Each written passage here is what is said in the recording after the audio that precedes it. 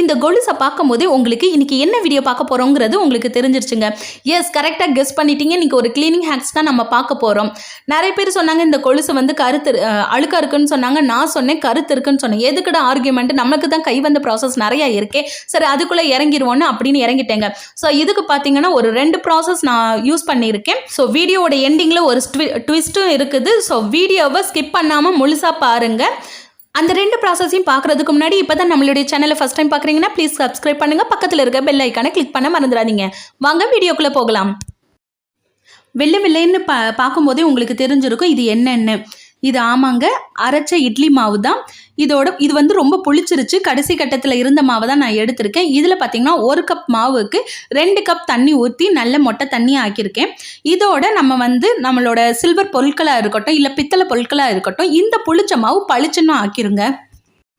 இதோட கூட ஒரு டிப்ஸு இருக்குங்க. இந்த புளிச்ச மாவை வச்சு உங்கள் வீட்டில் செடிகள்லாம் பூ பூக்கலை காய் காய்க்கலை அப்படிங்கிற ஒரு குறை உங்கள் வீட்டில் இருந்துச்சுன்னா இந்த புளிச்ச மாவை அந்த செடிகளுக்கு ஊட்ட மருந்தாக ஊற்றி நீங்கள் வந்து செடிகளுக்கு நல்ல பூ பூக்கலாம் காய் காய்க்க வைக்கலாங்க.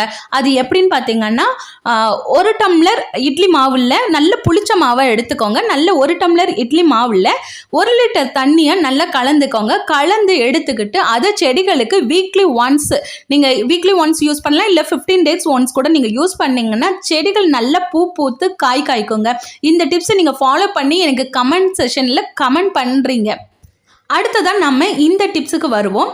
இதில் பார்த்தீங்கன்னா இந்த மாதிரி நம்ம மாவில் வந்து தண்ணி ஊற்றி எடுத்து வச்சுக்கிட்டோம். அதில் பார்த்தீங்கன்னா என்னோட கொலுசையும் வந்து ஒரு அரை மணி நேரத்துலேருந்து 1 மணி நேரம் நான் ஊற வச்சு எடுத்து வச்சுருக்கேங்க.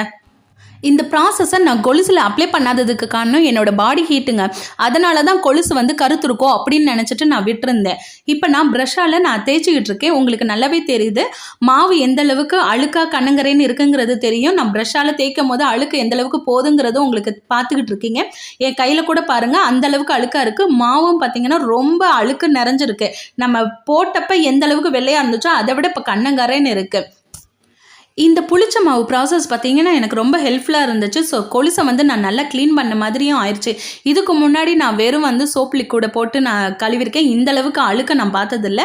இதில் தான் இந்த புளிச்ச மாவில் தான் நான் இந்த அளவுக்கு அழுக்க பார்த்துருக்கேன். ஸோ நீங்களும் இதை ட்ரை பண்ணி பாருங்கள்.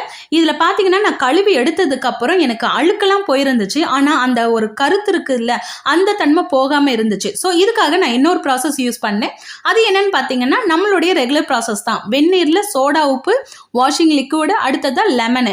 இது 3. லெமன் இல்லைன்னா வினிகர் யூஸ் பண்ணிக்கலாம். இன்னொன்று இதில் வந்து சில்வர் ஃபாயில் பேப்பரை கூட நீங்கள் யூஸ் பண்ணிக்கலாங்க வெந்நீரோடு சேர்த்து.